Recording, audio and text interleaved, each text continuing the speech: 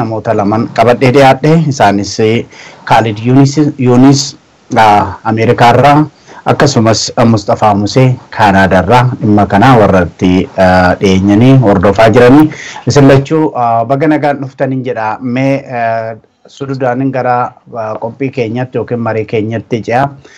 Khalid sirraan jalqaba gama tokkoon Khalid otoo gara gaafiif deebii kanaatti hin ce'in dura waa'ee dhimma daangaa Oromiyaa gama hundumaan hordofuudha alattis dhiyeenya kanaa mootummaa biyyattii bakka bu'uudhaan Abiyyi Dr. Abiy gara Ameerikaa garaatti jirtutti dhufu. Gama biraatiin pirezidaantiin lammaanis akkasuma koree sanas warra qindeessaa jiranii yookiin itti dhiyeenyaan hojjetaa jiran keessaa tokko waan ta'eef waa'ee daangaa kanaa marii daangaa ilaalchisee adeemsifnu keessatti iddoo guddaadha qaba jedheen ilaala. Khalid mee bifa kamaan hordofaa jirtaa maal dhagaa jirtaa keessattuu gara baha Oromiyaatiin? Dajanee gara Oromiyaatii fi OMN's galata guddaa qabdan fayyaadaya yeroo cufaa'u balaan akkana biyya keenya keessatti gizee bu'ee OMN hordofee kana nu gaafachuudhaan galata guddaa qabda galatoomaan jiraadhaan jaa akka namni Oromoon cuftii dhi'u akka beekutti naannoon Harargee bahaa fi dhihaa jidduttis wanni deemaa jiru namuutu ni beeka balaa ajaa'ibaa tokko deemu jira afdam keessatti naannoo karaa Baalee kana keessatti Guujii keessatti Walloo keessatti karaa cufaa ugaa dha'uun ni danda'ama. Naannoon Harargee kun hedduu cimee lolli guddaatu irra deemu jira.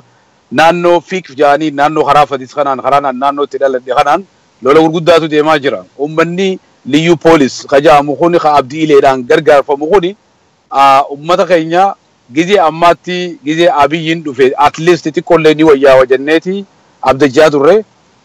Abdii amma yeroo ammaa kana keessatti Abiyyiin dhufuun isaatis lammaan jiraachuun isaatis balaa Oromoo irratti bu'aa jiru kuni nurratti heddummaate malee waan nurraa gabbuuse hin jiru.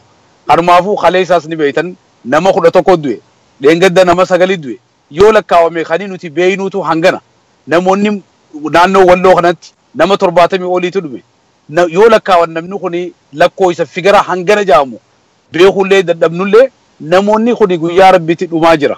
Mootummaan abdii ileedhaan gaggeeffamu abdii ileedhaan miti jeetiin amanaani abdii ileen baqaadhaaf bakka san jira malee makkalaakayaatu ummata Harargee irratti ispeeshaalii naannoo Harargee irratti lollimmaan Harargee irratti bu'aa jiru kun ani afnaa galuu hin dandayu ummanni Oromolleen deebisuu hin dandayu gizii amma yoo gartan kalee isaas yoo gartan warri bakka bu'oonni naannoo federaalaa mootummaa Oromiyaa maali state Oromiyaa bakka bu'uun wanni jiru maali kaisaan jechaa jiran Facebook isaanitti barreessaa jiran jala deemaa jirraa hordofnaa jirraa rakkinni kuni yeroo dheertuu waan ture yeroo gabaabduutti waan goona jechaa jiran wanna kana eega nuti gizee kanneen fi obsinee ilaaluu jirru hammaachaa deema ummanni biyyaa kun warra ni gartan ummanni biyyaa as bahee booyaa jira mana irra gubaa jiran ummanni dhumaa jira lafarraa nuti garuu asiin har'a Abiyyiidhaa fi lammiin mee jechootuma isaan jaan kana yoo xiqqollee ummata Oromoo irraa balaa kana buusan jennee sadarkaa isaan barbaadatanitti biyya kana keessatti ummanni Oromoo let's give them chance waan jaamu tokkotti ummanni kun hireen haa kennamuuf mee haa dhufanillee ummata Oromoo adrees haa godhan achumaanuu gizee isaan nuti isaan kana qopheessuudhaaf barbaannu beeynuutu hangana namoonni guddaa kana gizee nuti isaan qopheessuudhaaf kana deemnu isaan qopheessuu qofaa miti achuma keessaa gaafii nu fakkaattu ni gaafanna jechaa. Mee Khalid sanatti hin ceena isa gama daawwannaa pirezidaantii lammaa fi Dr. Abiyyiitti otoo hin ce'in mee waan biyya keessaa irratti haa xiyyeeffannu gara Mustafaa Museettan darbaa hundi keenya hin beekna gara keenyanis gabaasaatti jirraa kaleessa ammaa yeroon gara mi'eessootti bilbilee afaan Amaaraatiin nama tokko dubbisetti kannaan jedhaa turanii liyyuu poolisii duwwaa miti kan nu ajjeesaa jiru makkalaakayaadha yookiin waraana mootummaati kan jedhudha. Mee isaanis itti deebina mootummaa kana kan yeroo ammaa kana eenyu kan makkalaakayaa sanaayyuu ajaju eenyu kan jedhu gara fuulduraatti boodaatti itti deebina mee Museen ummanni mee maal gama keetini odeeffannoon ati biyya keessaa qabdu maal fakkaata dura sana nutti himi.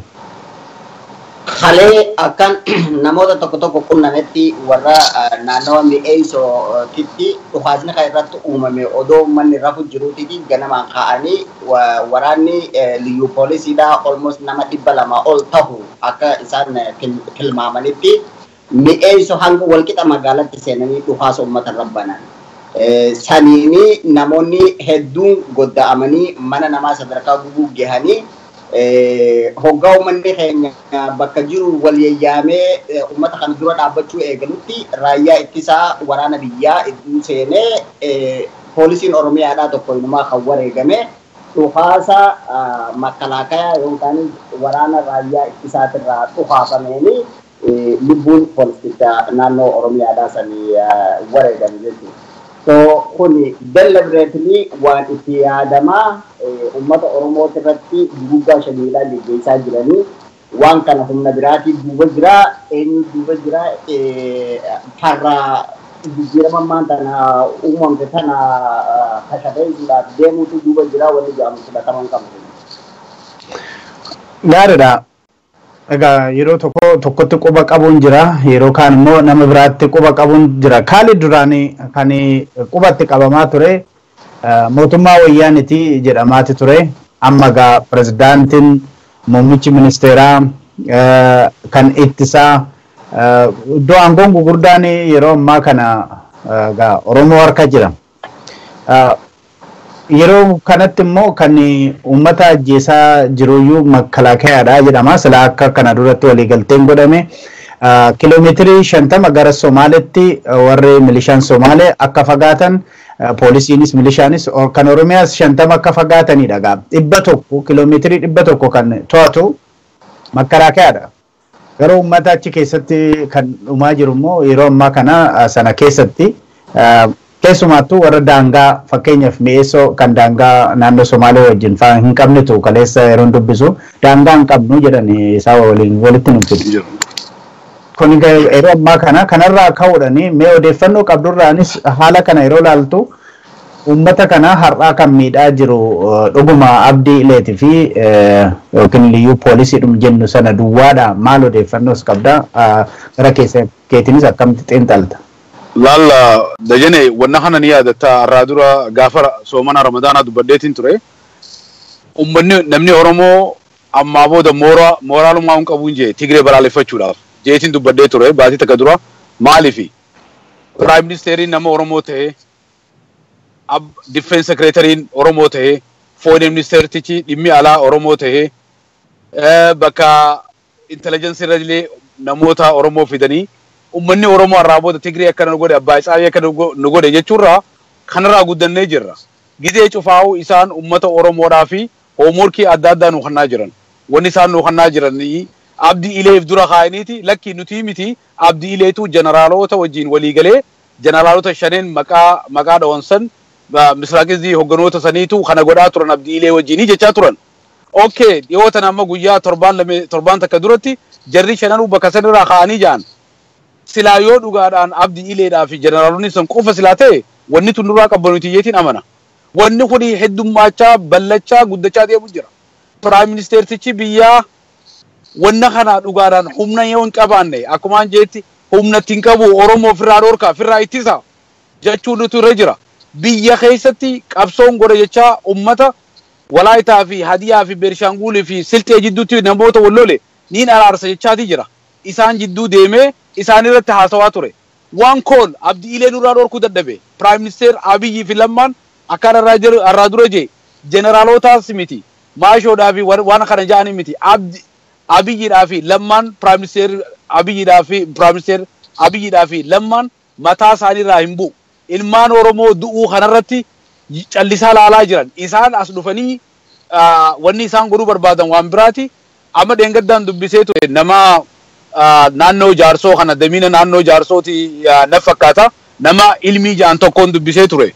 Maal inni kaju waraanni kun waraana abdii ileedhaa miti makkalaakayaadha zuudhaan deema baazuqaadhaan deema girinoof gurguddaadhaan deema qawwee gurguddaadhaan deemaadha.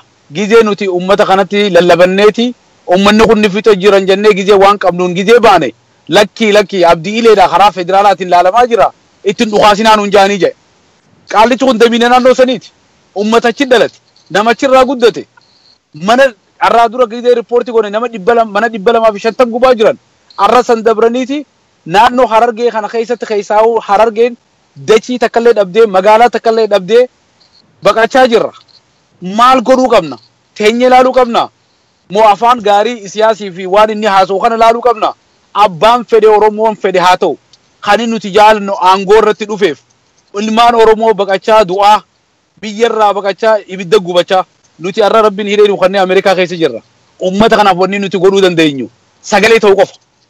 sagalee ta'uu qofa sadarkaa lubbuu keenyaa isaan bira dhaabbannee wanna kana abi jara kanarraa hanga dandeenyittu godhaa jirra amata meeqa irratti hojjechaa jirra wanna kana ammaas wanna kanatti itti fufna abdiilee qaqqabachuu dhiisa responsibilitiin lammaa fi abiyyidha jarri kuni biyya gaggeessaa jira over 100 million plus biyya bulchaa jira Oromoon naannoo Harargee keessa jiru around 17.2 million population namoonni kun meenaahimi magaalaa takka magaalaa Harargee kana keessatti nagayni namni ni jira naan ji'a saa dhufee haa dubbatu nagayni hin jiru kanaafuu makalaakaya jarri jaamu sun ka'ee jira namoota haaraan bakka bu'anii nu jira jaanii karaa mootummaadhaan sadarkaa mootummaadhaan irra dubbachaa itti gaafachaa jirra wanni isaan jaan nootisii fudhatanii wanna kana immediately hojiirra ni oolchina kajuu so kanaafuu wanni isaan hojiirra oolchan hin jiru arraas boruus qeeroon biyya keenyaa hidhattee qophooyte humna qabdu arraas fincila san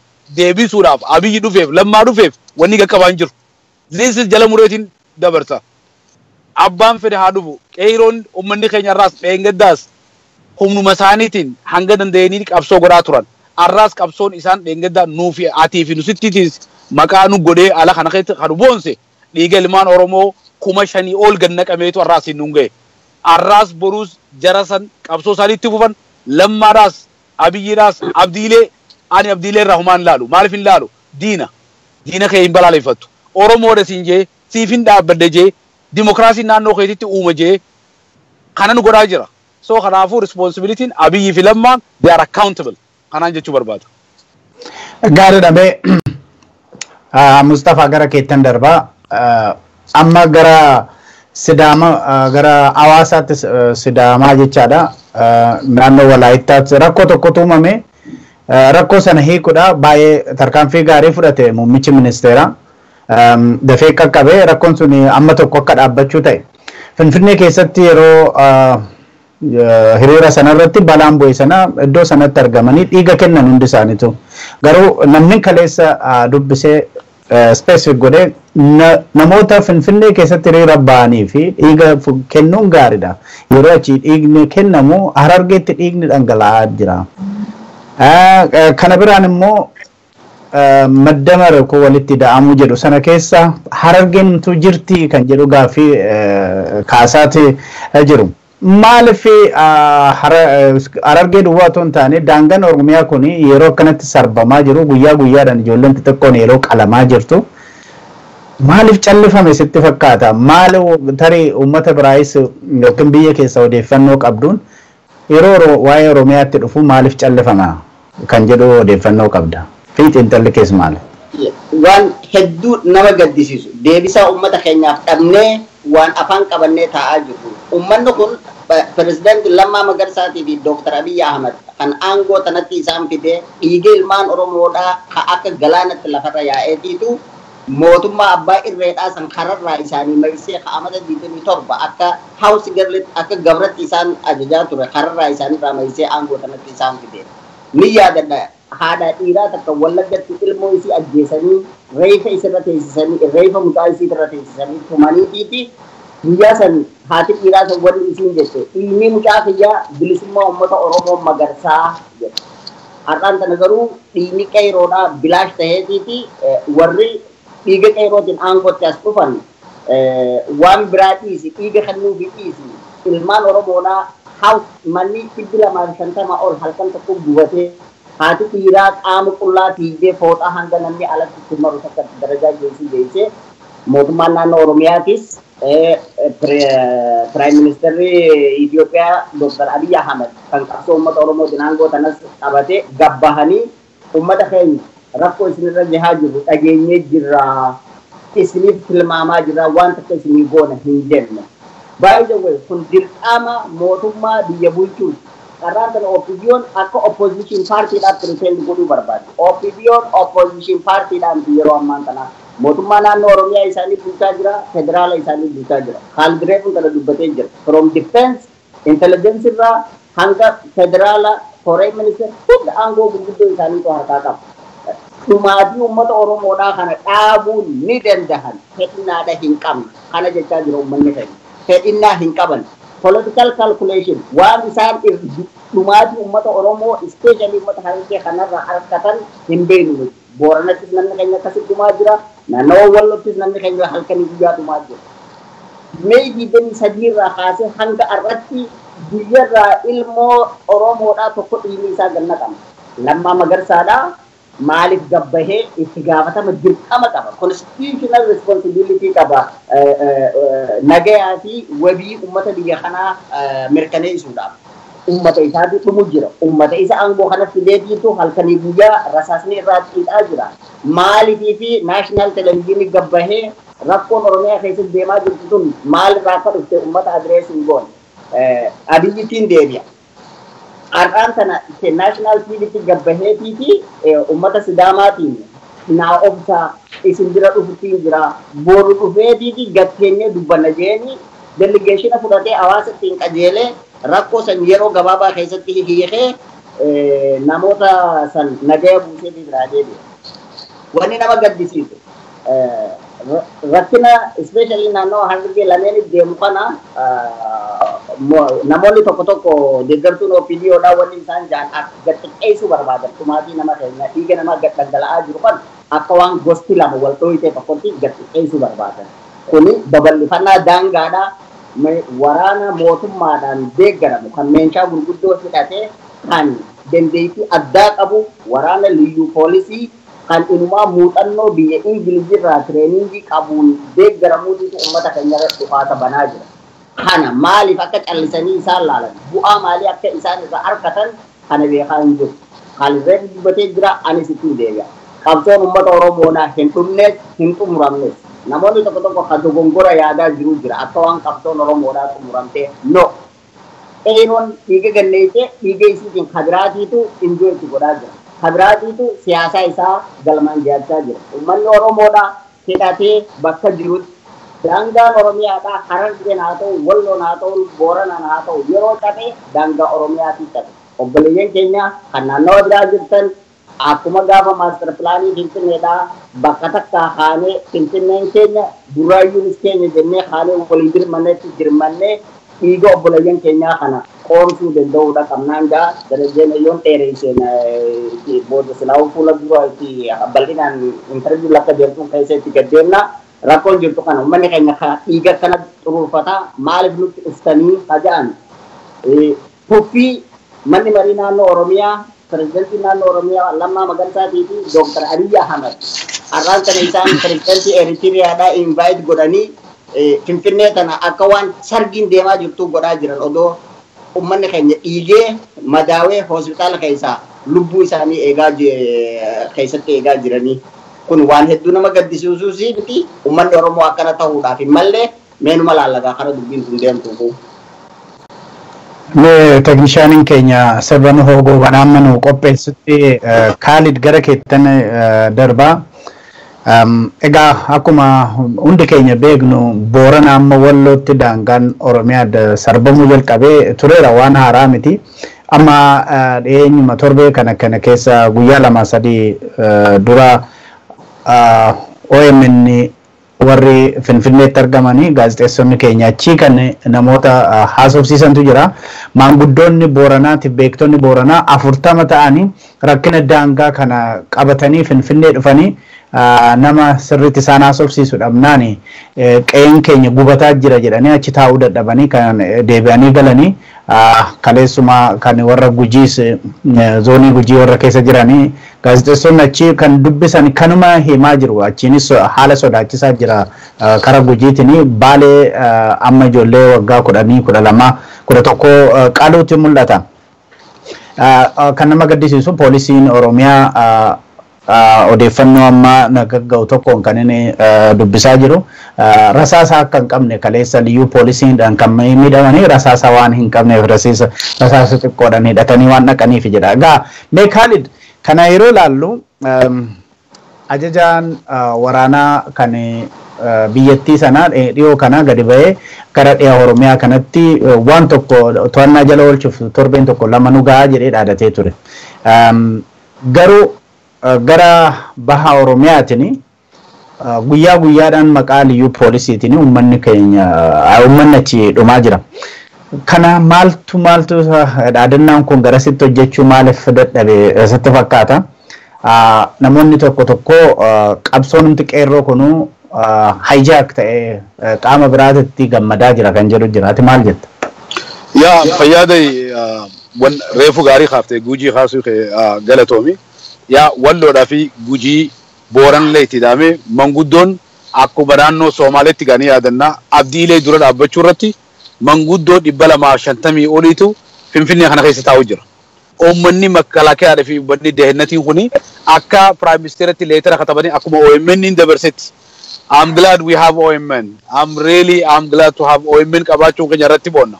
Ummata Somaalee Ogaadeen abdiilee against isaa ta'e nama 250 ta'an leetera katabanii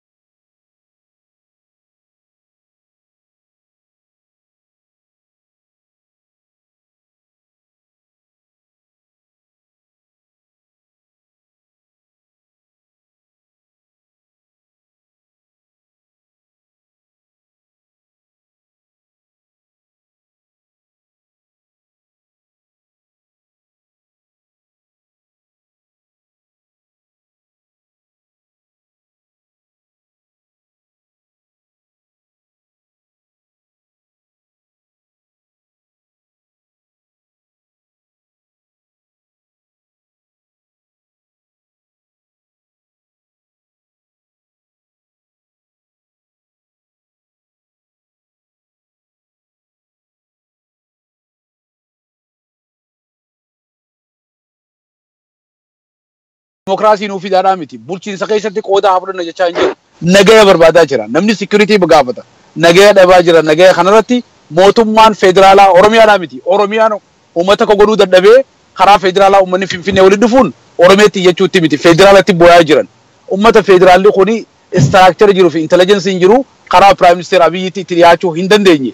Uummanni keenya Finfinnee keessa taa'aa waan nyaatu dhabee sinqii fidatan fixatanii Khalid gaaffii kanarratti adeebi'aa sagaleen hin dhagahamu jedhu gara sagalee kana amma sirreessanitti teknishaaniin keenya Mahadii sirbaa Nuhoo Goobanaa isin waamte armeen kan jedhu nu dhageessifte mee rakkina sagalee daawwattoonni keenya jedhaa jiran kana amma sirreessina Mahadii yoo qophoofte isin waamte harmeen jedha Nuhoo Goobanaa.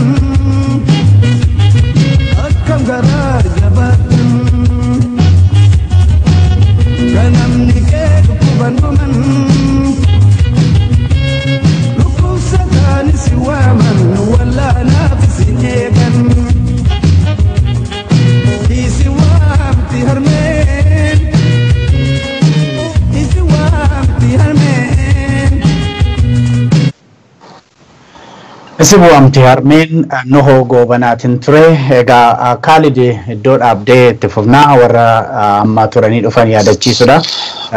Guddoonni Oromoo kan Booranaa abbootiin gadaa beektonni kan keessatti argaman 40 Finfinnee dhufaniiti isaan kan dhufaniif rakkina daangaa irratti mul'ate mootummaa qaama mootummaa wajjin haasa'uudha.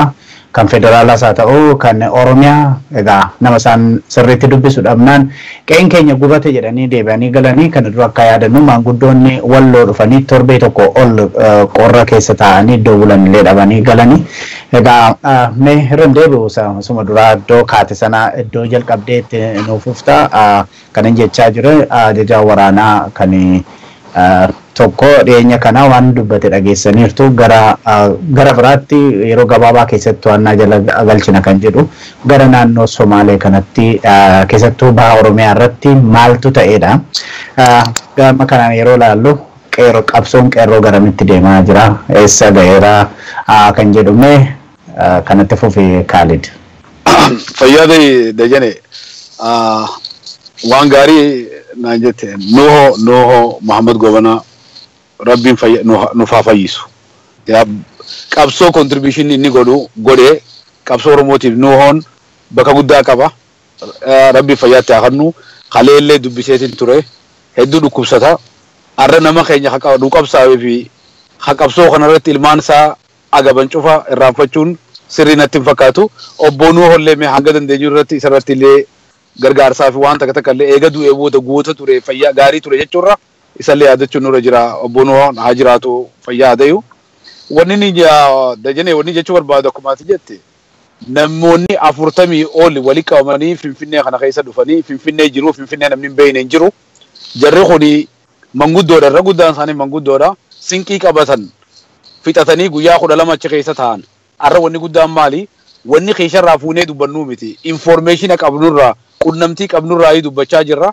Ummanni kun uummata kallee dhabee waan nyaatu dhabee deebisaan tokkollee osoo hin deebifamneef ummanni kun karaa biyyaa galanii jechuudha. So qabsoon dheengaddaa jeneraaltichi dheengaddaa 7 fi 3 nurraan fuudhuu je ummata kana karaarraa kaasuudhaaf. Mootummaan Oromiyaa OPDOdhaa fi mootummaan TPLF walumaanuu IPRDFin humna tokko qabaatanii qeeroon jeenya jilbifachiiftee jirti. Ammas dhaamsaan ergaaf guyyaa 7 guyyaa 3 hajuu kun ummata ajjeesaa manarraa gubaa qeerraa buqisaa ummanni kun ummata addaatu bakka biraarraa seedee hajuu kana haadhiisan qishnaa yookaan sabaataa ummata godhuu dhiisanii deebisaa hatattama barbaachisa. Naannoo Oromoo guutuutti baha dhiyaa kaabaa kibba keessatti ummanni Oromoo gubachaa jira.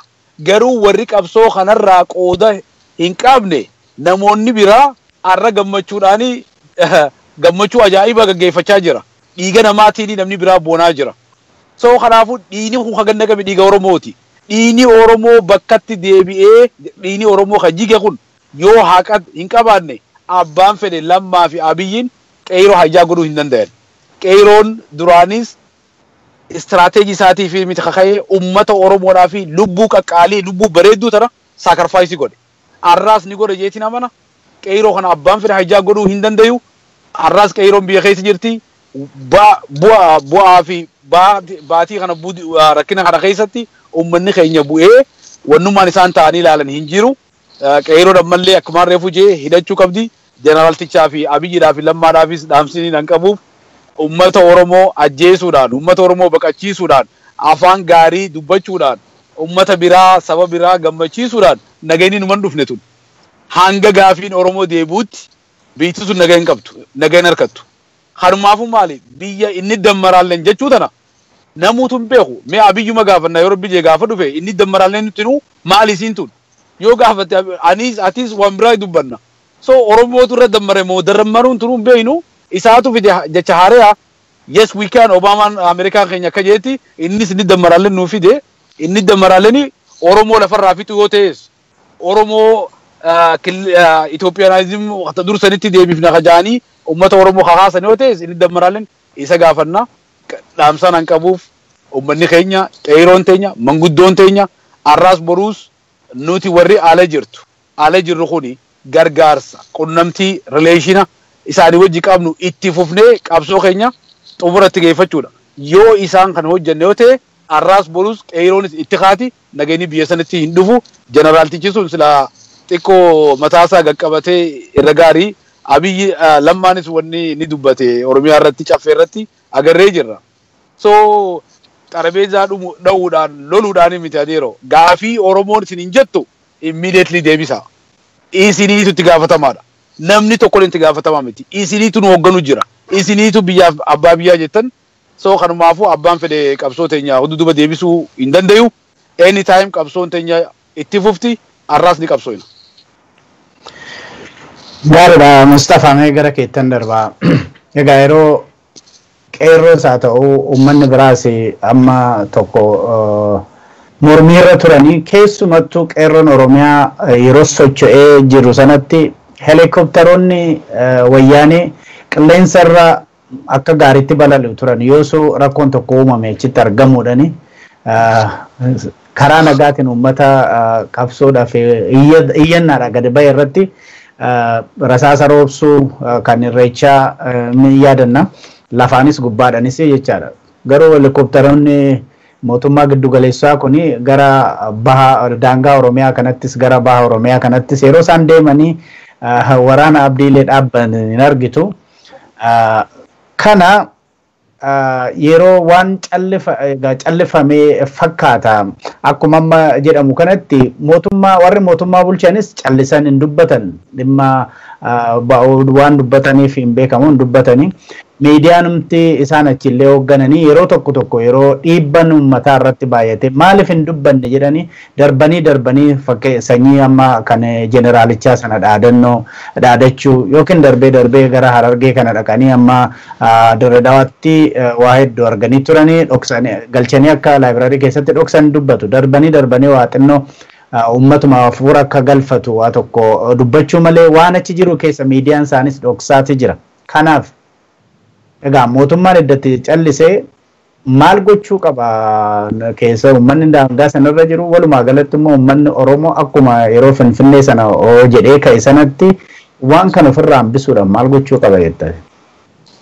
Laal dajane ati ni beektaa maybe warri paadala hanaafaan tana laalaa jiru ijoolleen xixiqqoon isas keessa waan jiraniif warri seenaa naannoo uummata daangarra jiru kana kan deemu yoo jiraate ittiin deebi'a. Lafti daangaadhaa kun bakka qabsoon uummata Oromoodhaa itti habaqaalamtee itti guddattee as geesse. Mootummaan dhufaa dabraan sodaa fi jibbansa uummata naannoo daangarra jiru kanarraa qaban.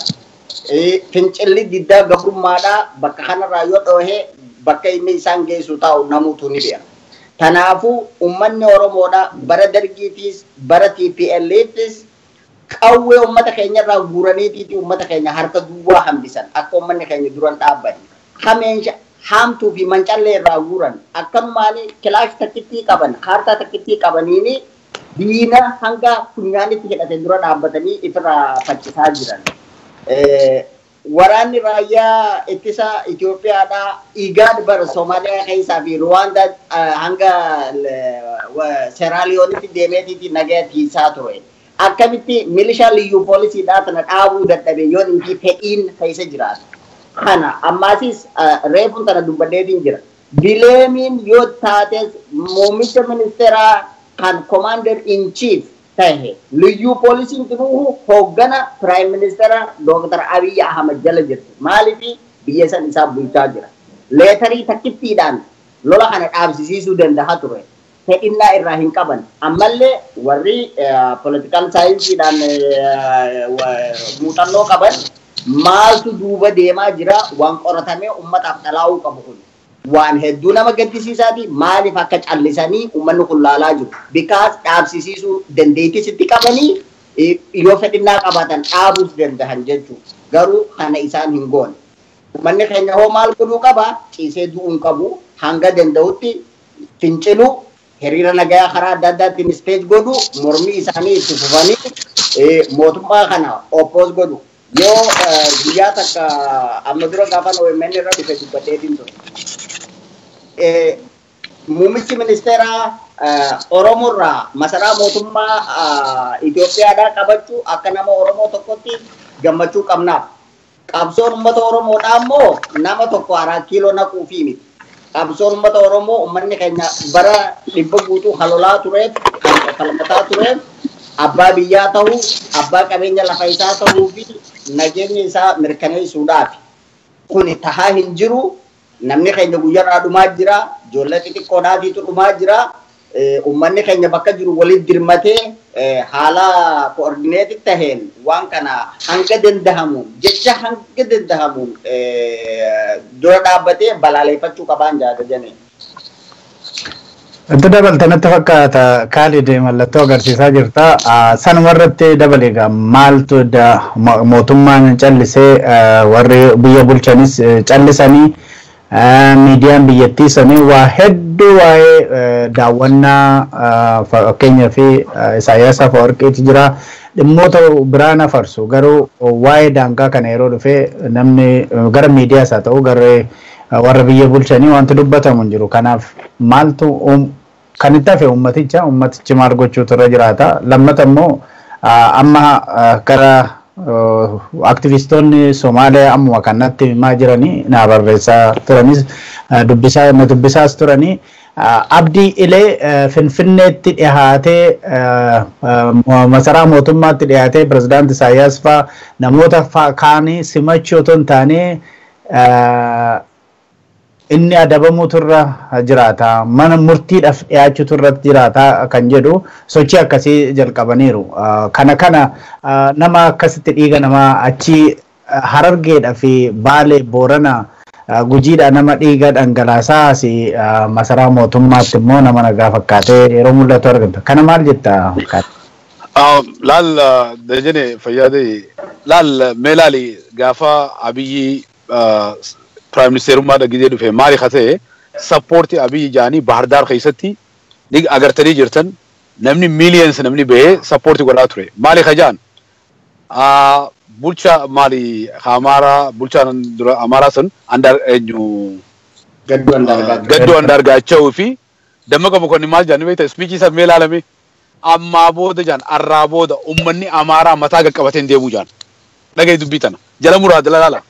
Amarummaan arraa booda amata meeqa itti qaanfannee jaan hoogganoota jechaa jira ummata meeqa jechaa jiru hoogganaa isiniin deemne jechuuti amarummaan amata meeqa mataa qaqqabanne kun amma wata mataa gadi qabannu je amarummaa keenyaan boona je jarri keenya kun itti qaanfatan fakkaata ani jarri kuni itti qaanfatan fakkaata maaliifin je yoo laalte abdii ileedhaa fi gidi amma siyaasa Afeworqii millions maallaqa Itoophiyaa gannaqaa jiran millions agartan security dilasan agartan wanni isaadhaaf godhaa jiranii beeta mangistitti wanni isaan fantaziyaa godhaa jiran kun maal nu yaadachiise gaafa Haayila Sillaaseen walloon beelatti osoo jirtuuti beelli hin jiru jechaati ture dho'isaa ture ummata Oromoorratti waan san geemii akkasii san taphachaa ture dargiin osoo biitii sun gadi hin qabanne isa paakoo fi isa paajeeti biyya san keessa wanna godhaa jira. Abiyyiin isarra tooftaa adda addaa siyaasa Afeworqii as fidanii isaaniin boonaa jiran isaaniin nagaya uumaa jira jiran namni Somaalee keessaa buqqa'e naannuma Harargee keessa jiru Hammarreessa keessa ka jiru quba qabdan magaazina tokko keessatti mana xiqqaa akkana mummuranii kasagaraa hin qabne nama miiliyoonaa oliitu namni keenya beelawee mana sagaraa hin qabu takkaa garagalee isaan kana laalee ni beeka Abiyyiin lammaan laalee ni beeka. Ummanni kun yoo ummata kee ta'e gaggaragaltee ummanni Somaalee irraa buqqa'e maaltu barbaachisa yoo humaallee godhuuf hin dandeenye international community jira addunyaa irratti international community nama 500 ol yoo baqate akka register godhan akka international community gargaaru kana akka godhan over a million namni Oromoo ta'e data hin qabnu wannan qabnu over a million akka isaan jaanitti baqate hanga ammaa dhaqanii ilaalaa hin jiran hanga ammaa issue naannoo ummata Harar kana dubbachaa hin jiran ummata naannoo Baalee kana dubbachaa hin jiran walloo ni beeytan walloo kana bakka sadii muran naannoon garii Amaaraati kililii muran naannoon garii kan Tigraay naannoo garii Oromooti ummata walloo franchise godhanii jiran eenyutu dhaabbataaf eenyu lolaaf illee sadarkaa wallaalame keessa jira ummanni kun kunoo dachii nurraa fuudhanii baqannee rakkachuu jira mootummaan federaalaa nu gargaaruu qaba jaan deebuun takka hin jirtu abdii ileedhaa fi lammaan picture isaa agartan wal bira dhaabbatanii siyaasa burkii sibachuu jira nama kiraayima dhiiga gannaq achi miti jijjiga keessaa usila deemuun qabu sila irraa humna qabaanne humna hin qabnu ja'anii ummanni kuni ummata Oromootti himu lama dakoo numaatu naannoo sanirratti reefoo amma kadhawumetti naannoon daangaan itti kaate kun cufti naannoo dura qabsoon Oromootti biqilteedha. Naannoo Gobeellee haa ta'u naannoo karaa Wallaggaatiin haa ta'u Shawaadhaatiin haa ta'u naannoo kana cufti bakka ibiddi bakka naannoo kana keessatti satil godhuudhaa fi maali nagayni akka hin uumamneef maal godhan ibidda qabsiisaa jiran maaliif yoo biyya kana keessatti nagayni dhufe isaan namni waa hedduu gaafata waa'ee dalagaa gaafata dalagaan hin jirtu waa'ee jireenyaa gaafata ijoolleen yuunivarsiitii kumaatamaatu har'a fixeeti lafa ta'a dhagaa cabsuu sanuu dhabaniiti uummanni maal ta'e gandarra deemee waan nyaatu dhabee rakkina keesseedha akka uummanni biizii ta'uuf lolatti labsuu qaban lolli naannoo sana yoo shororkaawe laal maal jechuu barbaadan silaa nuti ikonomii ni guddifna dalagaa isiniif kannina kunoo bar naannoo kana keessatti nagayni hin jiru nagee kana qabbanaysu uummataa miti isaan maal jedhan qeeroo ka qeeroo ka deengaddaatti isinummaan nagee uumtanitti isinummaan nagee godhaa jedhan hayi namni gubachaa osoo jiru mootummaan uummata kanaaf ordera kennuun hin dandayu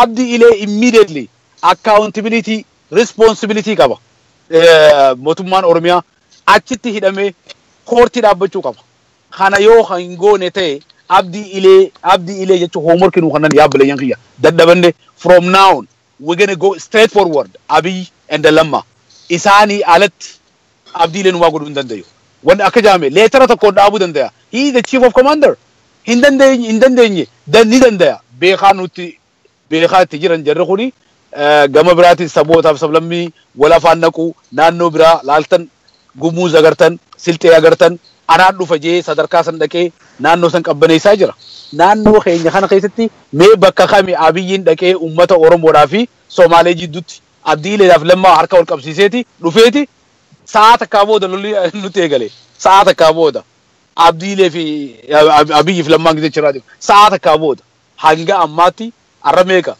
guyyaa 300 egaa Abiyyiin filame ummanni Oromoo dhiiga caalaa gannaqu jira jechuutti namana harmaafu isaanuma irratti duuluu nu barbaachisa malee abdiilee jechuun nu baasu abdiileen waan biraati diina irratti hin duultu beeynee jirra we're gonna fight abdiilee garuu these people warra nuti bakka nu bu'e kanarratti ammas borus irra jaaramne ummanni paarlamaa keessa jiru iyyuu qaba Oromoon dubbachuu qaba ishuu wanna godhuu qaba yoo isaan hin dubbanne ummanni ala kana keessa jiru aktivistootni nama 3 nama 4 miti dajanee wallahi atii fi namoonni biraa wanni isin hojjetan waan ilmi namaa miliyoonni tokko ngoone godhu jirtan aktivistii Oromoo kumaatamaatu ala kana keessa jira asbaanuutu hin dubbatan asbahanii at least wanni simple nuti Oromoodhaaf goonu hanga dandeenyu kana dubbachuun nu barbaachisa namni biraas asbahanii wanna kana irratti mool irra focus goone jaaramuun waan tokko godhu nu barbaachisa galatoomii dhiifama gaanii dheeradde hayyee Mustafa mee asumarratti keessa warri biyya bulchanii muummicha ministeeraas haa ta'u pirezidaantichas haa ta'u gadi ba'anii dubbachuu illee baatanii aktivistoonni gara isaanii yookiin dabballoonni isaanii kan jedhanii ammatti warri biyya bulchan kun humna hin qabanii kanaafi abdiilee suuta malaanii suuta yeroo kennaniif yoo ta'e malee balaa biraatu dhufaa kanaafi suuta jedhanii malaan qabuutu irra jiraata obsaa kan jedhu tokko dubbataati jiru obsa kana mee obsa jedhamu kana attamitti ilaalta gama biraatiin immoo yeroo akkanatti makkalaakayaan jedhamu kuni yeroo ammaa kana ummata caalatti fixuutti caalatti rara babal'ifachuu jalqabu kana mee warra duraan aangorraa ka'an jedhaman sun deebi'anii humna waan godhatan fakkaatamoo maal sitti fakkaata namoonni tokko lakki jirri kun deebisanii idda gadi fageeffatan kan jedhu jiraate maal sitti fakkaata? Laal dogongora seenaadhaatiitu hojjetamaa jira. Dr. Abiy Ahmed waan advaayizara gaarii waan qabu natti hin fakkaatu. Namni beezii fi tolfachaatiiti dippiloomaasii karaa biraa achi babal'ifata. Fakkeenyaaf mootummaa Ameerikaa kana keessa yoo argitan Donald Trump he is an extremist Republican. Waan dhagehamuun gurratti namatti ulfaatu beezii isaa gammachiisuudhaaf dubbachaatiiti hara biraatiinis immoo warra dimokiraatotaa fi paartii biraatis gammachiisuudha deema. Dr. Abiy Ahmed fi Lammaa Magarsaa immoo sabboonummaa uummata Oromoodhaa gaxxiqqeessaatiiti ganda biraatirraa fira horachuudhaaf yaalaa jiran. Kuni dogongora gurguddaa. Wanni isaan amma irra guddaa isaan cancalee taa'uu ni jiru. Hara tokkoon inni dammaraallee jennee yoo rakkoo uummata Oromoodhaa baasnee dubbanne warra nu dammaramuu deemu kana offeendi goonaa maybe firraachi ari'uu tahaa kan jiruuniini kalkuleeshina dogongoraatiin deemanii dhumaatii uummata keenyaa biyya irratti deebisuu barbaadan. Which is very very wrong. Dogongora gurguddaa. Karaa difeensiitiin humna qabaachuun malanii abdii illee fakkeenyaaf yoonii fi ammaan tana tarkaanfii irra fudhanne inumaatiitu jeequmsa hamaa keessa seenuu mallaa no. Olaantummaa seeraa waan jedhanii jira. Biitti takka tasgabbooytee jiraachuudhaaf lubbuun nama takkaa yoo baate itti gaafatamummaadhaan gaafatamuu qaba namni lubbuu namaa dhiiga lubbuu namaa tokkoo gannaqe. Har'aan tana is not even waan xixiqqoodhaa miti. Galgala tokkotti maatii 250 oliitiitu manni isaanii irra gubate odoo isaan rafu jiranii. This is nothing less than genocide. Yoo kana deengata waa'ee genocideedhaatiin dhiiroo mee dhimmi naannoo Harargee fi karaa Booranaa deemaa jiru kun kiraayiteriyaa genocideedhaa kana fulfilni godhaa jeen ilaalaa ture. 100% genocideedhaatu uummata kanarra deemaa jira. Genocide jechuun saba tokko yookaanis uummata tokko target godhanii interesti lafa isaanii saniitirraa buqqisuudhaaf takkaanis sanyii san dhabamsiisuudhaaf kan adeemsifamuu jira. Uummanni Somaaleedhaa bara Ziyaad Barreetirraa kaasee daangaan keenya hanga Awaashii ta'ettuu tilmaama keessaa qaban.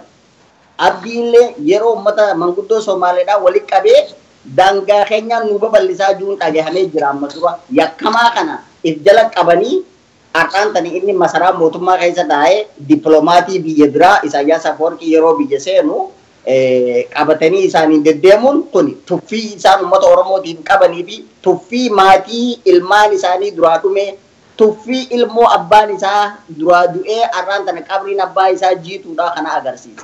Abdiillee bar olaantummaa seeraatiinuu gaafatamuu hin barbaachisu ifiif confess godhe yakkamaa akka ta'e Geetaachoo Asaffaatiitu yakka kana akkaan hojjedhu na sodaachisee na godhe jeetiiti interview sa'aa takka ol deemte irratti irra deddeebi'ee dubbate.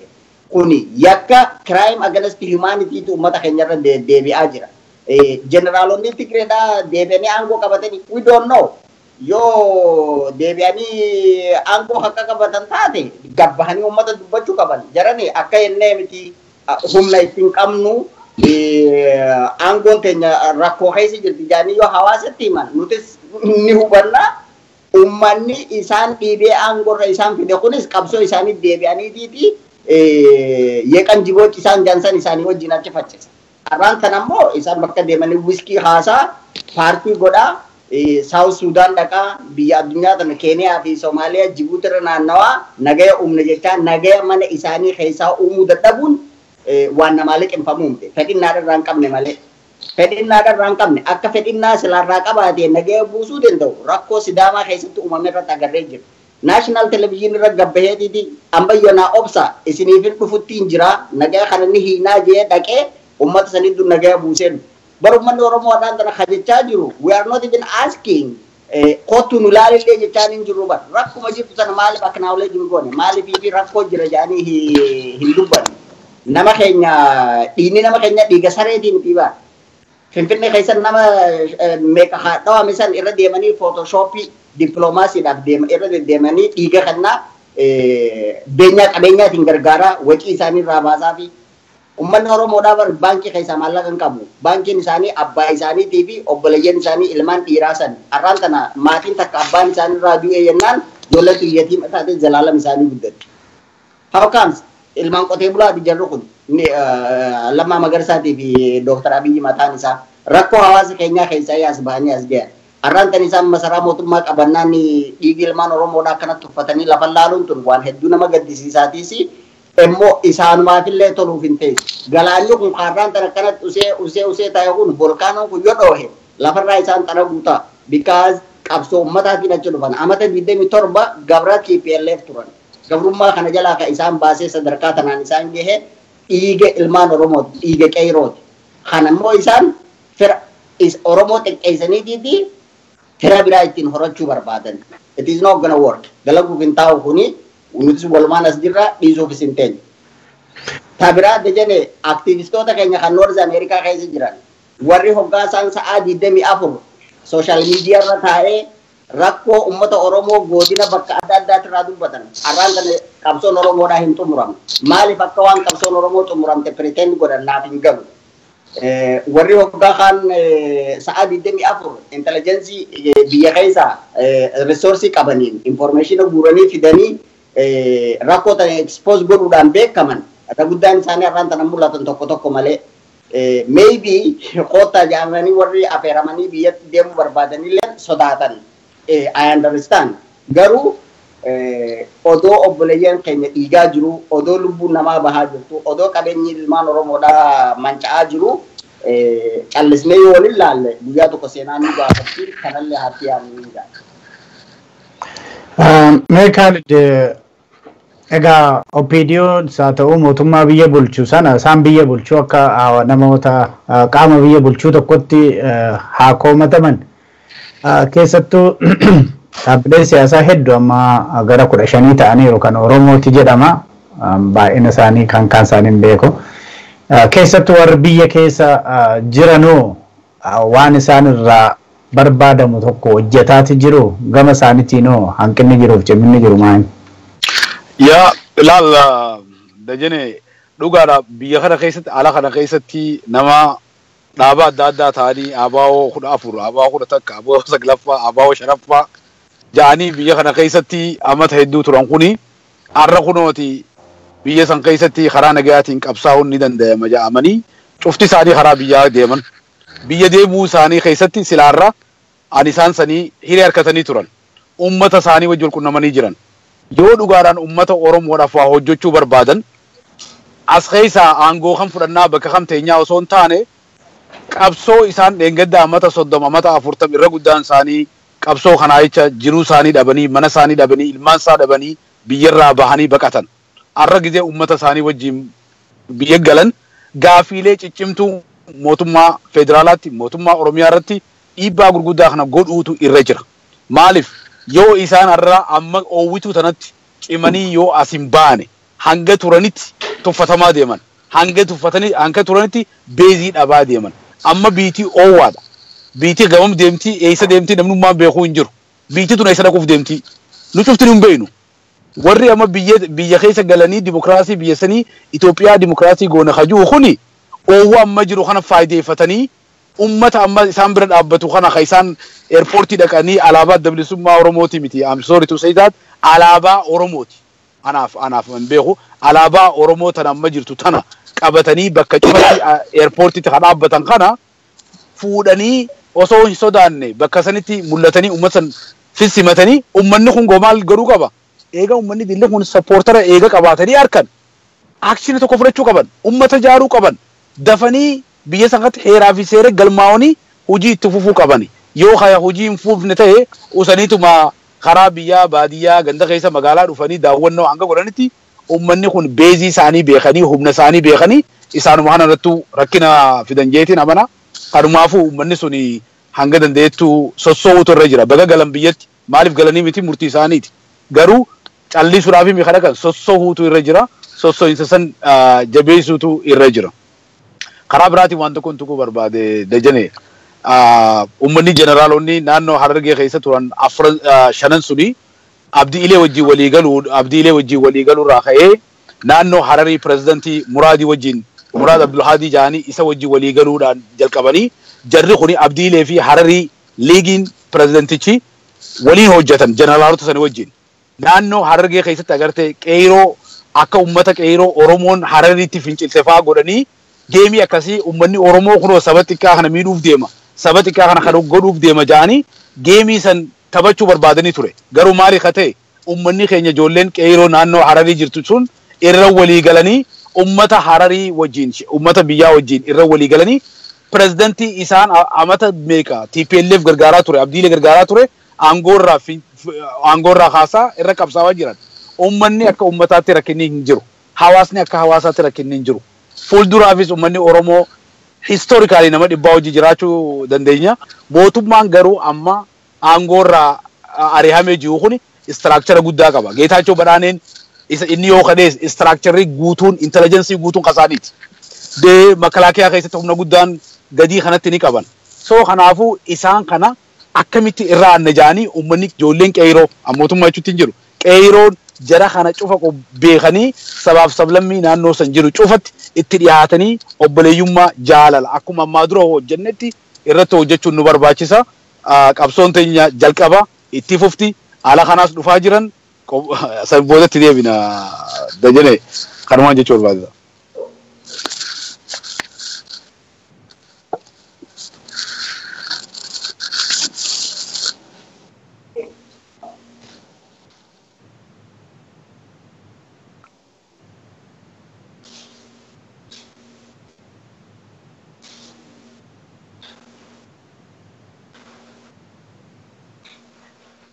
Dhiifama anatu karaa adda addaatiin natti bilbilamaa jira kanatti inni sagalee cufee dhiifama. Mustafaa waa itti dabaltutu jira natti fakkaate gabaabseen daqiiqaa lama sii kenna sa'aatiin keenya deemaa jira. Waan amma warra keessattuu biyya keessatti galanii dhaabbileen siyaasaa maaltu irraa eegama mootummaadhuma duwwaatti quba qabu otoo hin taane kan jedhudha. Sanarratti daqiiqaa lamaan tokko nu itti dabalteet gaafii itti aanutti darbinee dafnee fidna sagantaan biraas dhiyaataa jira. Dhuga wanni komiin biyyarraa nagahaa jirtu akka especially dhaabbilee siyaasaadhaa mormitoota kanarraa kaka'u dhaabni yeroo amma biyya alarraa galan kuni ekkashoo yeroodhaa isaan barbaachisaa haala siyaasaa biyyatti amma deemaa jirurraa ekkashoo hin beekani garuu komiin guddoon kadeemaa jirtu Koongireesii Federaalawaa Oromoodhaatirraayi warri Koongireesii Federaalistii Oromoodhaa kana geggeessan uummata aayikoon tahan warra faajjii qabsoo uummata Oromoodhaa kana bara 27 kana dura tahuudhaan keessaafuu Obbo Baqqalaa Garbaatii fi Dr. Mararaa Guddinaa rakkoo uummata Oromoodhaa kana voice godhuudhaan sacrifice guddaa fudhatanii bara hamaa san mana hidhallee keessa seenanii rakkoo uummata Oromoodhaa kana agarsiisaa turan. Har'a maaliifii fi callisanii maaliif nutti usanii akkami Dr. Mararaan Obbo Baqqalaa Garbaa maaliif waan kana guyyarraa dubbatanii rakkoo uummata kanaa furuudhaaf biyyaallee at least maaliifii fi guyyarraa publishing goonee ta'etu jira. Dhugaadha haalli har'aan tana jiru haala durattiitiin tokkoo miti jijjiiramaa jira. Bilisaan gabbahanii yaada isaanii uummataaf ibsuu dandahanii kun waan dhiifama qabuun itti yaaduu qaban warri dhaabbilee siyaasaadhaa kan biyya keessa socho'aa jiran. Gaariidha.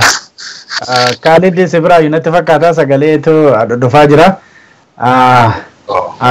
Ganatti fufnaa mee Kaalid gara dhumaatti akkuma jedhee gara dhumaatti deemaa jirra sagantaan biraas waan jiruufi gara biraatiin immoo biyya keessaa saatalaayitiin nu jalaa dhaabbachuun oollee kan jedhuuf namoota baay'ee natti bilbilaa dhiifama. Mee Kaalid egaa rakkoon guddaan kun otoo jiru mootummaan Oromiyaa jira kan mootummaan federaalaa jira lachuu kan hoogganamu Oromootanii otoo rakkoon kun jiru keessattuu gara daangaa kana dhaqanii ilaaluu dhiisuun rakkina sana dhaabsisuu dhiisuun yeroo uummanni keenya hedduu buqqa'e gadi ba'anii dhaqanii daawwachuu dhiisuun rakkoo sanas baay'ee dubbachuu dhiisuun kun otoo jiru egaa warri federaalas bulchanii Dr. Abiy kan Oromiyaa bulchuu obbo Lammaa Magarsaa eenya kana uummata biyya keessattuu Ameerikaa kaabaa jiru kana dubbisuudhaaf dhufaa jiru. Kana maal nutti himta lammata uummanni biyya alaa jiru keessanumtuu isin warra Ameerikaa jirtanii gaafii akkamii gaafattu jara kana lamaan? Wannummaan nuti isaan gamana dhufuu isaanii magaalaa Little Oromiyaa Minisootaatti akka dhufan barbaannuuf san gaagizee dheeraa irratti haasoyna. Jara kana at least waan biraa yoo hin goone isaan dura dhaabbannee rakkina jiru san gaafachuu qofa osoo hin taane horee irra jaarree folaappii haa godhu. Wanni gaafannu kuni bakkatti oolee moo hin oolle akkanuma dhufaniiti wanni isin jettan sun sirriidhaa miti wanta kana ni hojjannaa fayyaadee jennee harka dhooyinu kana osoo hin taane folaappii haa qabaachuu jiru. Immediately wanta kana deebisuu haa danda'u irratti moor irratti haasoyina dhufuun isaanii ummata Oromoodhaafis nama biraatiifis it is positive jeetiin ilaala akka nam tokkotti because jara kana takkaatu agarree hin beeknu carraan isaan itti harkatan illee hin jiru. Arra garuu magaalaa lakkuu Oromiyaa Minneapolis dhufan jechuudha. Isaan kana Abiyyis Lammaas isaan lameenuu ummata Oromooti gizee tokko namni Oromoo gizee si hogganu nama dhiba beekta yoo bilisan taane maaf nama dhiba namootuma Oromoo kanaa'u diaspora kanaa fi alaka biyyatti gargar godha. Garii gizee haa kenninuuf hajuu jira.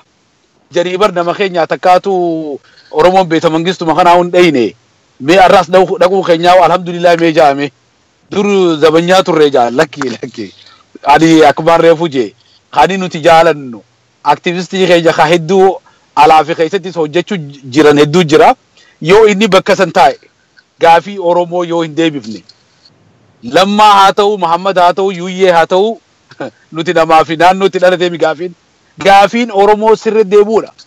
Kanaafi jarri kun as dhufuun isaanii qoree irra dhaabnee nama isaan gaafatan waa cufa akkanumatti afaan kaanii osoo hin taane biyya keessatti waan jiru qabatamaarraa kaanee documented goonee gaafachuu barbaanna. So kanaafuu dhufuun isaanii hedduu gaariidha. Kanaafuu wanni an jechuu barbaadu kan isaan gaafannu waa hedduu gaafachuuf deemna. DC keessattis koree jabduu ka Oromoon jaaramee jira. Koreen Minneapolis keessattis already hanga godhamutti sabaaf sablammiinis godhaa jiran Lammaa nama Oromoo kophaa godhamee sunis gaafatamuuf deema. So jara kana hiree gaariidha jeetiin abdaddaa gaafii kana isaanis ni deebisan jeetiin abdaddaa isaanis gaafii kana gurraa qabaachuu jiran already namoota adda addaa dhagayaa jiran itti qophaa'anii dhufan nutis itti qophoonee jirra. Rabbiin guyyaa sanatti nu naagayuun jira. Gaari dagaa Mustafaati Kaanaadaa jirta carraa sana hin argattu garuu carraa sana ta'uu argattanis warri Kaanaadaa si dabalatee jara kana lamaanii jechuun muummicha ministeeraa Dr. Abiy Ahmedii fi Pirezidaanti Lammaa Magarsaadhaaf otoo carraa argattee gaafii akkamiiti dhiyeessitaa fi atillee argachuu baattee warri waltajjii sanarratti argaman gaafii akkamii kaasutu isaan irra jira jetta. Kanuma wal qabatee egaa Oromoodha iddoo lachuu aangorra kan jiru. Yeroo baay'ee namoonni baay'een Oromooni yoo aangoo argatee uummatuma isaatiif ammanan ta'uun miidhaa kan jedhutu jira. Gara tokkoon immoo yoo Oromootti gara Oromootti cillaaf katan jarri kuni Oromoodhumaa fi malee nuuf hin dhaabbanne jedheeti uummanni miliyooniin 100 kuni itti gaddaa kan jedhutu jira. Kana mee akkamitti ilaalta? Inni guddaan gaafii kana maal irratti xiyyeeffatamutu irra jira kan jedhu. Laal deebitee wanni hundi naannooyitee olaantummaa seeraa waan jaansan irratti deebiti. Lammaa Magarsaatii fi Dr. Abiyyis dhuga pirezidaantii Oromoo qofaa miti biyya san bulchan. Garuu uummanni Oromoodhaa special treatment naa kennaa jechaa hin jiru. Biyyattii irratti abbaa qabeenyaa haa ta'u, biyyattii irratti nagayaan bobbahee haa galu. Namni kiyya badii tokko malee hin hidhamini. Abbootiin qabeenyaa keenya akkuma namoota hundatti fair share ka faranjiin jettuun baankii dhaqee yoo maallaqa liqeeffachuu barbaade akkuma warri Tigroota harkatanitti ka Oromootis chaansii haa harkatu. Nama Dubai makana dhaqee waan takka fidachuudhaaf doolaara 5,000 eeggachuuf baatii 6 eegu jiruun beekan kan nuti asirraa maallaqa erginuuf. So wanni akkanaa tana yoo seera nama hundaafuu wal qixxeessan tokko gammachiifne tokko disappointed goona wanni jaamtu hin jiru. Gaafiin ani Dr. Abiyyii fi Lammaa Magarsaatti gaafadhu gaafii uummanni Oromoo gaafatu kabiraatirraa addaani. Yeroo qeeroon Oromoo Revolutionii fi Oromoo Protestiidhaaf gabbaatu gaafiilee qabattee gabbaatee jira. Uummanni Oromoodhaa biyya irratti abbaa qabeenya isaa haa ta'u hidhaan uummata keenyaa haa dhaabbattu. Hidhamtoonni siyaasaadhaa haa gallakkifaman. Afaan Oromoo afaan federaalaa haa ta'u. Uummanni Oromoodhaa biyyattii san keessatti qabeenya dalagatee galuudha biizinasa irratti aangoo hiree bilisaa haa argatudha takka jalaa deebisaa jiran amma Dr. Abiy fi Lammaanis bulchiinsi isaanii kan hedduu ittiin dhaabbatan nama 40 ol mana hidhaatirraa gallakkisiifnee jedhan duraan dura eenyu ta'e uummanni kun bar boqqolloo hataniitiin miti ka hidhaman mirga biyyummaa isaanii sila gaafatanii fi maqaa adda bilisummaa Oromoo irratti laxxafanii hidhanii garafanii namni keenya akka hin dhalle akka shanyii isaa bakka hin buufanne godhanii cidhaan isaa irratti hodda hidhanii tumsiisaa tumaa turan gallakkifamuu isaaniitiif gammachuu qabna duraan dursaa hidhamuu qabani waan hedduu itti kireeditii fudhatanii ittiin dhaabbatanii miti jechuu kiyya barbaadee ibisan talamada Finfinneen tun magaalaa Oromiyaati ummanni Oromoodha hangam takkachi keessatti ifarkaa jira namoonni keenya hin jiru afaan Oromoodha afaan federaalaa goona jedhanii amata dheeraadhaaf dhaaddachaa turan mee takkitii tanallee godhaa jennaan ummanni Oromoodha yeroo har'aan tanaa magaalaalee gurguddoon Oromiyaa keessa jirtu hundi bakki bu'aan irraa galtu fiigarii san sirriyyoo yaadachuu baadde doolaara qarshii 400 awwadaa irraa federaalaaf gara every single day qoteewwan awwadaa dachii qotee jimaa kana tolchee fideetiiti jimaa san kiiloo qarshii 100 isaan gurguran kan asuma fuudhanii diradhaa fidanii 3,000 gurguran so ummanni Oromoo abbaa qabeenya isaanii haa ta'u waan Oromoo protest Oromoo revolution irratti qeeroon itti dhumte dhiigni isaanii irra gadhangalame san galmaan gahaa jirtanii yoo galmaan gahuu baatan give us reasonable realistic time fulfill itti godhuudhaaf tajettu ummanni gaafachuuf ta'a warri Kanadaatis irra wal dubbachaa jira namoota tokkoon akka haala dhuunfatti maybe dhufu mallaa warra qoree waan kana qindeessaa jiru wajjinis wal dubbanne haala itti stage nu kan namu irraa dubbannaa yoo gad dhufne Khalid Faanis nu keessummeessanii maali rakkoon Oromiyaa xiqqoo deeyna. Gaariidha namoonni hedduullee gara kanaanii dajane komentii keenya ilaaltu kan jettan jira egaa asiinis jara kana keessummeessaa komentii hundumaa waliin ga'uu hin dandeenye of qalchaan jedha. Welcome to warri Canada, welcome to Little Oromia sinin jedhaniiru Mustafa ga kasi me sadumati tari Khalid waa'ee daawwannaa jaraa kana simannaa irratti keessattuu gara jalqabaa irratti gara magaalaa guddoo Ameerikaa kanatti akka Oromoonni baay'ee keessatti hirmaanne ture kan dhaga'amaa ture wanta akkasiis hin jira ture mee walumaa galatti essa kaamete essa gama maalifi akkuma amma jenne kana warri biyya keessas akka hordofan lammata warri waa gaafachuu danda'anis akka carraa kanatti fayyadamuun gaafachuu danda'ani essa ka'eeti essa nyuusaan sagantaan isaanii kana nutti himtee sagantaa keenya goolam. Okay fayyade dajane wanni naan osoo tinachin dhayne uummata kan jechuu barbaada lammaadhaaf hin dhaamsa qaba.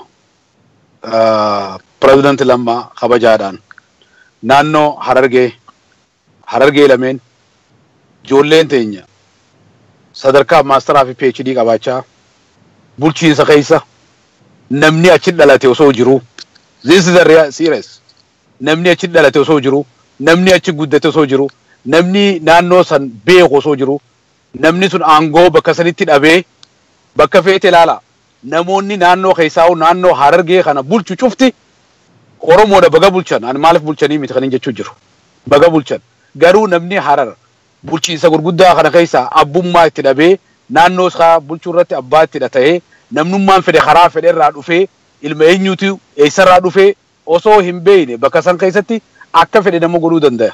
So kanaafuu obbo Lammaan wanna kanatti irra laalanii yoo dhugaadhaan federaalizummaa nuti haasofnu tun yoo jiraattee taate regionummaan tajirtu yoo taate naannoo keenya keessatti naannoo Harargee keessatti naannoo Walloo keessatti Jimmaa keessatti namni wanni nu gaafachaa jiran Harargee guutuu keessatti wallahi rabbitiin kakadda namni keenya tokko hin jiru nutiif bulchaa hin jirru yoo silaa nutiif bulchire rakkina kana cufa wali qabnee daangaa kana cufa nuutu geeffata nuutu iyyataa nuu booya ka bakka san akka gabarnaraa ta'ee akka meera ta'ee ka bulchu nama nuti hin beeynu he could be Tigrees obbo Girmaa Faajaanii obbo Muhammad Faajaanii achi fidan it could be Tigrees kanaafuu nama nuti beeynu ilma abaluu ilma gosa kana ganda kana dhalate khabeeynu yoo nu bulche sila rabbi ya keenya keessatti lolli dilu kunurratti ndeemu khajaani ganama kanaan dubbisaa ture kana research irra goone abiyyi bira ni dheeysina lamma bira ni dhiyaata wanni kun malee wanni akkanatti irra dabarruu miti so kanaafuu rakkinni guddaan sanii himachaa jiran sanirratti naannoo cufarrattu namu naannoo isaa bulchee oromiyaa guutuu akkuma duritti yoo waliin jiraanne irra gaarii na fakkaata nama harar kana dhiibanii karaa hamaa dhiibuu jiranii kun isaan hin baasu obbolammaan yoo kanarraa xiqqoo waa godhe gaarii na fakkaata isaafillee karaa biraatti hin deebi'ata ammati jette gidee jarri kun abiyyiidhaa fi lammaan gidee gamaa DC gidee dhufanii ummanni naannoo san jiru cufti naannoo san jiru lafaa ka'anii abiyyi kana simanna ja'anii lammaa simanna ja'anii imbaasii gaafachuudhaan already horee guddaa dhaabaa turanii san booda nuti itti dhayna jechuudha nuti akka community North America Oromo community qabna irratti haasoyne bakka bu'aa san tahee ani DC dhaqee jechuudha DC dhaqee problemoota jiru san cufa gizee ilaallu bakka san keessatti namni Oromoo biyya san ni beektan DC Virginia Maryland fi DC over 250,000 namoota nan Oromootu naannoo sanitti powerfulidha qabeenyaan ekonomiidhaan barnootaan yoo Oromoon achi jiraate overlap nu godhan nu liqimsan jechuu kiyya sanii gizee nuti bulchiinsa Itoophiyaa kana wajjin foreign ministeera taturte ammaas jirti itti aanaa foreign ministertiitiin wajjin wal agarree DC'tti nuti maaliif little Oromiyaa beeziin Oromoo Minnesotaadha heddumminaanis 1973 irraa ka'ee kadheen gadda dhagaa darbee cuftinuu Minnesotaa jira karaa adda addaatiin kan dhufe abiyyiin dhufee maaliif Minnesotaatiin dubbatu kajuu fedhii isaanii hin turre isaanis hin gaafanne nu gaafate irratti gaafannee yaadni sun jijjiirame akka Minnesotaa dhufan abiyyii fi lammaanis godhame jechuudha at least maaliif naannoo beezii san godhanii silaa Oromiyaa dhufuu dhabanii ummanni Oromootu har'a dhugaas hin jaanu dhiisan isaanillee hin dhiisan har'a garuu as dhufuun isaaniif advanteejii gaarii kanneef jeetiin amana kanumaafuu as keessatti hanga dandeenyu gargaaraa jirra sabaaf sablammii wajjinii wanni hojjetamaa jiru ni jira akka Oromootti kophaa lammaadhaaf gaafii qabnuu fi lammaa wajjinii haasoyni kun ni jira kanumaafuu wanni kun cufti qabsoon kun cufti qabsoo addaa goone qabsoo ciccimtuu goone HR 28 gaafa daddabarsinee booda jarri Itoophiyaa gaafas nu beeke ummata ala jiru kun humna akkam qabaa kajuu arraas boruus gaafiin Oromoo clear akkuma reefu Mustafaan jeetti Oromoon ol nu baasaadhaa miti Itoophiyaa irratti abbaa haa taanuudhaa miti akkuma sabaaf sablammii sanitti mirga haa harkannuudha lolli nurraa haa dhaabbatudha ajjechaan nuuf gayaadha too kanaafuu hanga dandeenyu gargaaraa jirraa maaliif gargaarre ummata keenyaatu mee xiqqoorraa dhaabbadhaa mee jara kana fiqqabaa simadhaa mee gaafadhaa irraa fagaatanii arrabsuudhaan humaan fiddan hiriiratti bahuudhaan kana jechaa waan jiranii jecha ummata keenya dhageenyeeti akka wanni kun qophaa'u goone Minnesotaa finnee jirra irratti haasawaa jirra fuulduraaf kana caalaa irratti walitti dhiyeenyaan akka hojjennu abdiin qaba gaafiilee keenya yoo deebi'e ammas jaraan muree gaafiin Oromoo ajjechaan Oromoo yoo nurraa dhaabbate biyya san keessatti reefu Mustafaan dubbate Finfinnee keessatti qabaataan Oromoo hanga ammaa lakkooyineeti qabaataa ka jennu sunshine ka qabu tokkicha saniitu Oromoo achi jirtu cufarra qabeenya qaba ikonomiidhaan namni keenya nuti nama du'e Finfinnee keessa namni keenya hin jiru guutuu namni keenya baadiyyaa jira baadiyyaa bishaan nagayaa kadhabeetu arra rasaasni jalaaf gubbatti irra roobu jira takkitti uummatana yoo nu gargaaran dhugaa galata qaban Oromoo biraa jeetiin amana kanumaan jechuu barbaada obbo Dayne Fayyaadee asirratti OMN yaa obboleeyyan kiyya warri OMN caqastan cufti miidiyaan kun miidiyaa Oromooti miidiyaa nama cufaati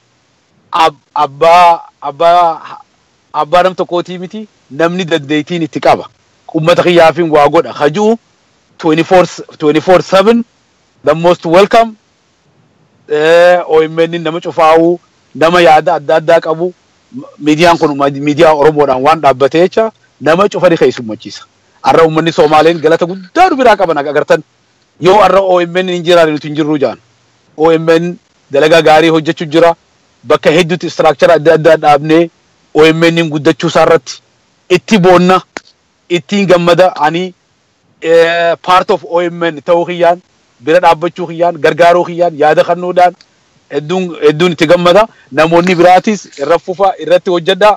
OMN jabeessaa. OMN nitu qeeroo tara wajjin waliin hojjenneeti asiin geenya deeroo. Malee irras laa qeeroon teenya dhiiga akkasii gannayne nuti yoo haala kana keessatti hiriira baanee HR 128 advocacy OLC waan adda addaa keessatti sila Oromoo kana waliif fiduu dadhabne miidiyaan kun hin jiraanne har'a konnekshinii sun hin jiru.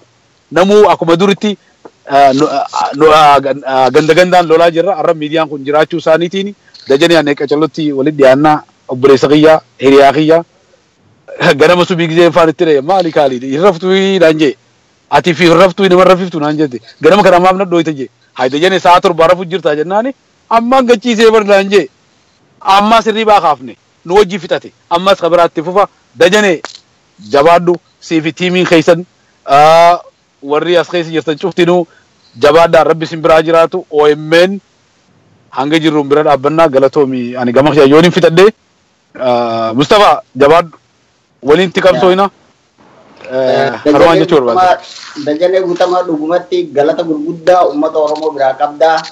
Namoota naannoo Bahaa Harargee fi Dhiyaa Harargee kanneen gadi wajjin dubbachaa jiru yeroo isaan baay'ee sitti dawwalan hangam takka akka dararamtee jalaa kaastee dubbattu ni himanii. Responsibility gaazexeessummaa bira dabartee quuqama saba keetiif qabduu fi maqaa uummata Harargeetii fi uummata dhumaa jiruutiin galatoomisin jechuu barbaadan maqaa uummata Oromootiin isinillee hireen uffannita kana itti fayyadamee uummata keenya kan qalee fi Mee 23 irraa kaasanii hanga har'aa ibiddirra shidamaa lubbuu isaanii tabarrabbii 8 jannataatiin haa qananiisu maatii isaaniitis rabbii jajjabina haa kennuu fi dubbiin hin dhaabbanne itti fufnaa. Maybe less than a minute. Foto sena lama dakka nukan ni tan abdi kamna gama kiyam fitan de dira galatoma. Galatoma sini heddu galatoma Khalid fa agara ke sagalen faranji wayne tiraga amte heddu galatoma ga na qofa ton tane akuma jirutti timin OMN kan finfinne kan Awurooppaa jiru kan Ameerikaa jiru lafa hundumtuu akka nama tokkotti waan hojjetuu fi uummata keenya bira ga'uu kan dandeenye egaa yeroo hundumaa nuti akka OMN'tti fuula namaa laaluu fuula hoogganaa tokko yookiin immoo warra biyya bulchuu otoo hin taane fuula uummata keenya fedhii uummata keenya giddu galeessa waan godhanneef yeroo hundumaa rakkoo uummata keenya biratti argamne sana saaxiluudha hojiin keenya sillachuu hedduu galatoomaa egaa sagantaa biraas hin qabna yoo xiqqaate sagantaa lamaan tokko kana booda itti fufa egaa amma Maadii Juneeddi immoo sirba Gobana ammas isin waamte armeen jedhuun nagaan jennaani sanu dhiyeessa manatti egaa kabajamtoota daawwattoota keenyatiif dhaggeeffattoota keenya haala yeroo daangaa Oromiyaa irratti